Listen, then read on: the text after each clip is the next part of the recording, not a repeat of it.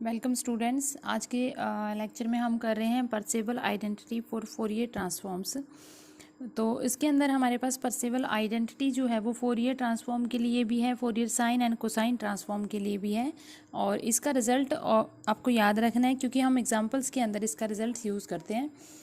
तो देखिए क्या स्टेटमेंट है। If f s and g s denote the Fourier transform of F x and g x, then first condition में क्या होता है कि f और g जो है वो हमारे पास में दो फंक्शन है और दूसरी फंक्शन में f और g जो है वो इक्वल है। इसके अंदर हम क्या ले रहे हैं, डिफरेंट डिफरेंट ले रहे हैं f और g, एफ एस और जी एस को, ठीक है। और यहाँ पर एफ एस और जी एस इक्वल है, देन हम लिखते हैं मोड ऑफ एफ एस का होल स्क्वायर। अब हमारे पास में क्या है, हमें क्या प्रूव, अगर दोनों डिफरेंट फंक्शन होते हैं then 1/2 integration minus infinity to infinity F S G bar S D S is equal to integration minus infinity to infinity F x g bar x D x, ठीक है। इसकी equal होती है हमारे पास value. जब इस तरीके कंडीशंस दी होती है तो हम ये इंटीग्रेशन को सॉल्व करते हैं। दूसरे में हमारे पास क्या है कि एफ एस और जी एस इक्वल है, तो हम क्या लिखते हैं कि मोड ऑफ एफ एस का होल स्क्वायर, एंड यहाँ पर भी एफ एक्स और जी एक्स इक्वल होएगा, तो ये भी क्या होएगा, मोड एफ एक्स का whole square. Mod f x का होल स्क्वायर का मतलब यही हो गया ना, प्रोडक्ट में अगर f x f bar x, यहाँ पर बार जो है वो किसके लिए है, bar indicate the complex conjugate, ठीक है। कॉम्प्लेक्स कॉन्जुगेट के लिए जहाँ पर आयोटा आएगा वो माइनस आयोटा में कन्वर्ट हो जाएगा और जो माइनस आयोटा है वो प्लस आयोटा में कन्वर्ट हो जाएगा। तो इसका प्रूफ करते हैं। देखिए क्या प्रूफ है हमारे पास, क्या गिवन है हम लेके चलेंगे। हम इसको यहाँ से लेके चलते हैं कि अगर हमारे पास में ये फंक्शंस दिया हुआ है, integration minus infinity to infinity F x g bar x D x, ठीक है। तो इसके अंदर हम क्या करेंगे, यहाँ पर हमें सभी को पता है कि एफ एक्स जो है वो क्या होता है हमारे पास में, फोरियर इन्वर्स ट्रांसफॉर्म होता है। तो यहाँ पर फोरियर इन्वर्स ट्रांसफॉर्म का यूज़ करेंगे। तो ये हमारा इंटीग्रेशन तो सेम आ गया, एफ एक्स भी सेम आ जाएगा, ठीक है। ये जो जी बार एक्स है उसकी जगह हम क्या करेंगे, फोरियर इन्वर्स ट्रांसफॉर्म का यूज़ करेंगे। और Fourier inverse transform of ji x क्या आएगी हमारे पास में, 1/2 इंटीग्रेशन लिमिट सेम होती है।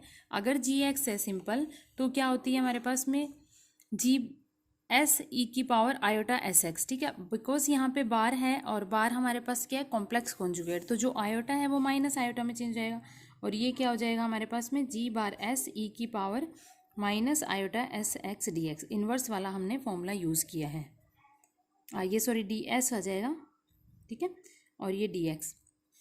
अब ये वैल्यू आ गई। अब जो कांस्टेंट हमें उसको कॉमन निकाल दिया, 1/2 इस कांस्टेंट है, integration minus infinity to infinity, क्योंकि इंटीग्रेशन की लिमिट जो है वो दोनों ही इंटीग्रेशन की लिमिट सेम है, तो हम क्या करेंगे, चेंज कर देंगे ऑर्डर ऑफ इंटीग्रेशन, ठीक है। तो जो अब अंदर वाला इंटीग्रेशन है उसको एक्स के रिस्पेक्ट में ले लेंगे और जो बाहर वाला इंटीग्रेशन है उसको एस के रिस्पेक्ट में ले लेंगे। तो यहाँ पर इसको क्योंकि हम एस के रिस्पेक्ट में ले रहे हैं तो जो एस वाली टर्म्स है उसको कॉमन निकाल देंगे। यहाँ पे एस वाली टर्म सिर्फ ये है, integration minus infinity to infinity F x e की power minus iota s x, ये आ जाएगा एक्स, और बाहर वाला इंटीग्रेशन जो है वो एस के रिस्पेक्ट में आ जाएगा, ठीक है, इस तरीके से। अब by the definition of transform of F x, आपके पास में ये क्या हो जाए, ये वैल्यू जो है वो किसकी इक्वल है, integration of minus infinity to infinity F x e की power minus iota s x D x. ये जो वैल्यू है वो किसकी है, Fourier transform of F x की, जिसको हमने किससे डिनोट किया, एफ एस से।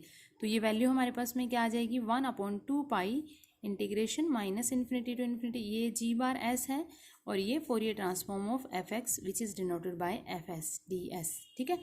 तो ये वैल्यू आ जाएगी। यही हमने प्रूफ करना था कि इस वैल्यू को इसके इक्वल या इसको इसके इक्वल, तो ये हमारे पास में प्रूफ हो गया। अब सेकंड जब हम प्रूफ करेंगे तो यहाँ पर मैंने आपको पहले ही बोला है कि ये एफ एस और जी एस इक्वल होएगा और यहाँ पर एफ एक्स और जी एक्स इक्वल होएगा। तो हम फर्स्ट कंडीशन के अंदर ही क्या कर देंगे, फर्स्ट कंडीशन के अंदर ही हम एफ एक्स जी एक्स को पुट करते हैं, जी एक्स को हम ले लेते हैं एफ एक्स के इक्वल।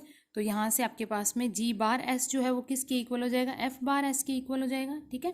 तो फर्स्ट पार्ट का यूज़ करके, इसी पार्ट का यूज़ करके हमारे पास क्या आ जाएगी, 1/2 integration minus infinity to infinity F S G bar S की जगह क्या आ जाएगा, एफ बार एस। तो ये आ जाएगा एफ एस इंटू में F bar S D S which is equal to integration minus infinity to infinity F X और जी बार एक्स की जगह क्या आ जाएगा, एफ बार एक्स अब ये सभी को पता है कि F x and F bar x को हम क्या लिख सकते हैं, मॉडुलस के अंदर लिख सकते हैं। तो this is equal to 1/2 pi integration minus infinity to infinity, ये क्या हो जाएगा हमारे पास में एफ बार एस का होल स्क्वायर डी एस। ठीक है, ये सभी को पता है कि कोई भी वैल्यू अगर हमारे पास में एक्स इंटू एक्स बार होएगी तो उसको हम लिख सकते हैं मोड ऑफ एक्स का होल स्क्वायर। ठीक है, तो इसी रिजल्ट का हमने यहाँ पे यूज़ किया है। तो ये वैल्यू इक्वल टू आ जाएगी integration minus infinity to infinity modulus of F x का होल स्क्वायर डी एक्स। ठीक है, तो ये आपने परसेवल आइडेंटिटी एग्जाम में भी आए थे, प्रूफ स्टेट एंड प्रूफ भी आया था, और स्टेटमेंट अगर गिवन हो तो प्रूफ हमें करना होगा, इस तरीके से भी आ सकती है। तो आपने इसको ध्यान से देखना है कि किस तरीके से हमने प्रूफ किया, और इसका रिजल्ट जो है दोनों ही पार्ट का आपने याद रखना है। उसके बाद हमारा नेक्स्ट जो है वो है Parseval identity for Fourier sine and cosine transform. बिल्कुल ऐसे ही हमने उसका प्रूफ करना है। उसकी स्टेटमेंट को एक बार देख लीजिए क्या है, उसका यूज़ करके आगे सम्स करेंगे। नेक्स्ट है हमारे पास में फोरियर कोसाइन ट्रांसफॉर्म। यहाँ पे आपको गिवन है कि F C S and F C S is a Fourier cosine transform of F x and G C S is Fourier cosine transform of ji x.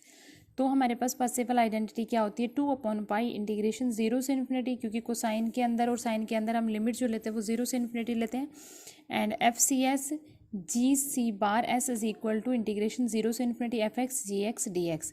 इसी तरीके से ये क्या आ जाएगा, अगर एफ सी एस और जी सी एस इक्वल है या एफ एक्स और जी एक्स इक्वल है तो हम इसका क्या कर सकते हैं, एफ सी एस का whole square D S is equal to F x का होल स्क्वायर डी एक्स। ठीक है, यही सेम परसेवल आइडेंटिटी होती है साइन के लिए। अगर यहाँ पर कोसाइन की जगह साइन दिया हुआ है तो हमारे पास में वैल्यूज़ क्या होगी, सेम एज इट इज़ ही होगी।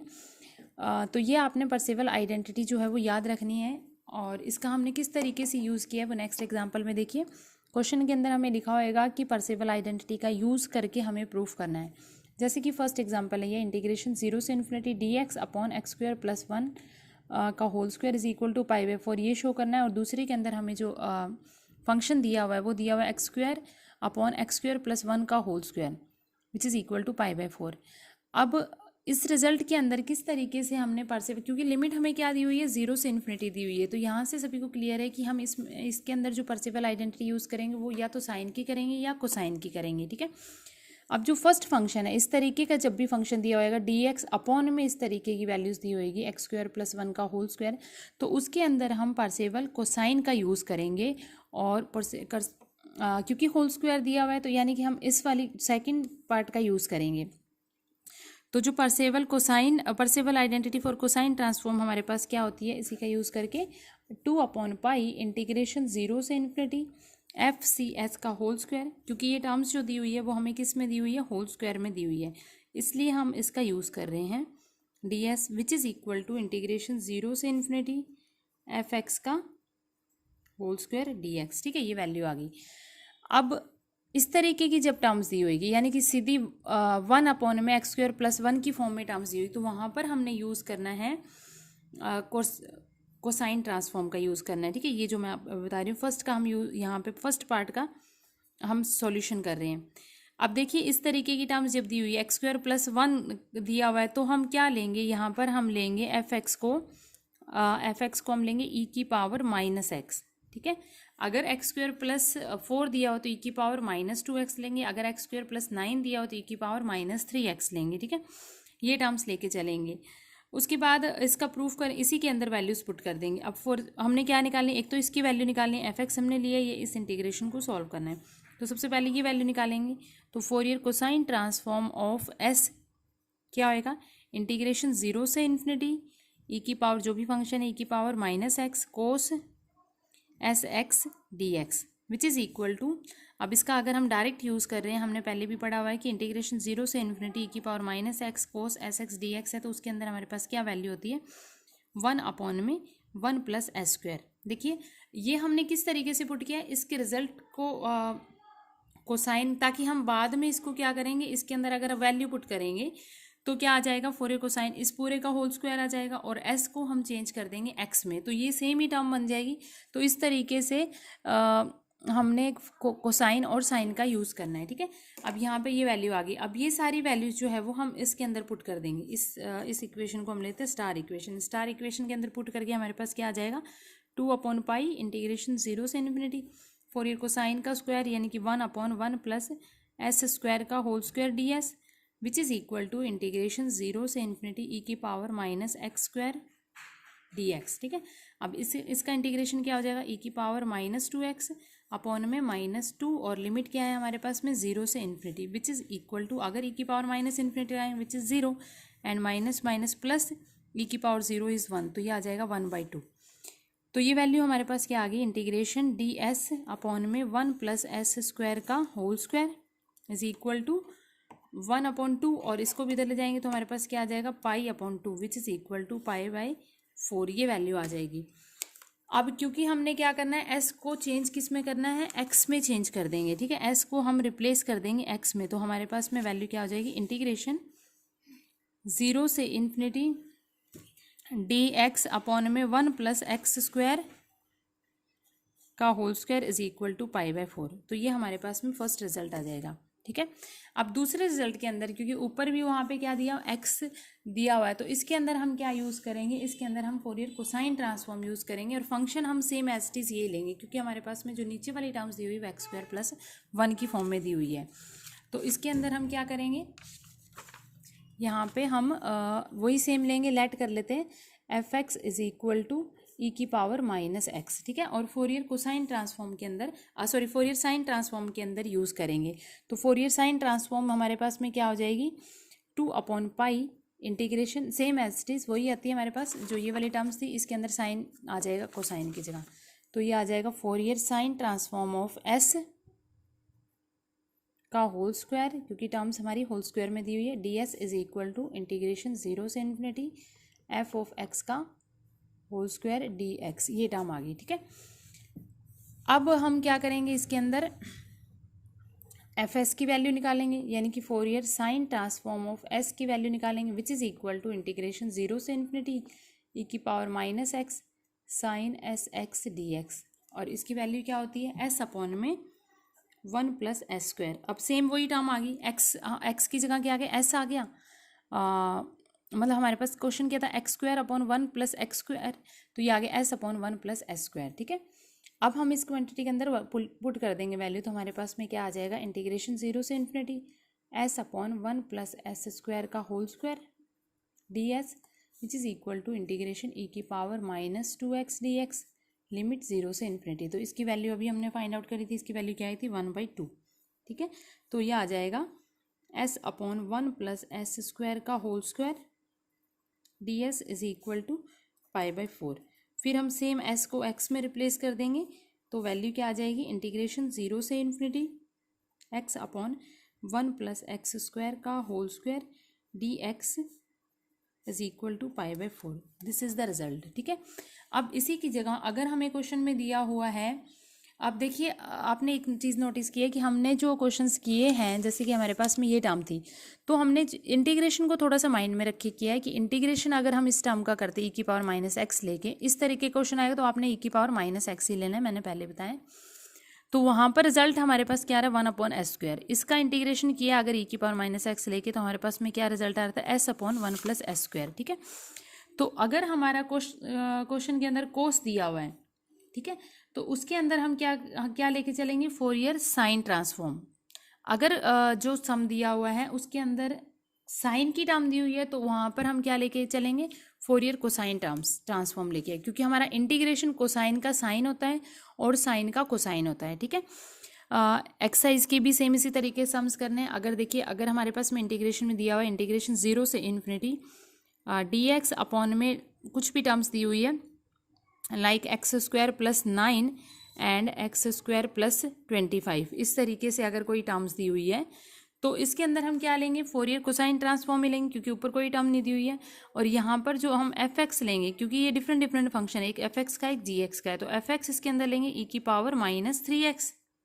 ठीक है, और जी एक्स जो लेंगे वो हम क्या लेंगे, ई की पावर -5x। बाकी सेम हम वैसे ही करेंगे और इस वैल्यू के अंदर पुट करके इसको सॉल्व कर लेंगे। ठीक है, तो जो हमारे इस टाइप के सम है पार्सेवल आइडेंटिटी का, वो आप ट्राई कर लेना एक्सरसाइज के। अगर उसके अंदर कोई प्रॉब्लम है तो आप मुझे पर्सनली व्हाट्सएप करके कोई भी सम पूछ सकते हैं। इसके अलावा हमने जो लास्ट लेक्चर में टॉपिक किया था वो क्या टॉपिक था हमारा कि फोरियर कोसाइन या साइन ट्रांसफॉर्म डेरिवेटिव का फोरियर ट्रांसफॉर्म निकालना है किसी भी डेरिवेटिव एफ डैश एक्स का, ये फोरियर साइन या कोसाइन ट्रांसफॉर्म निकालना है एफ डैश एक्स का, एफ डबल डैश एक्स का, तो उसका भी एग्जाम है, वो भी हम आगे करते हैं।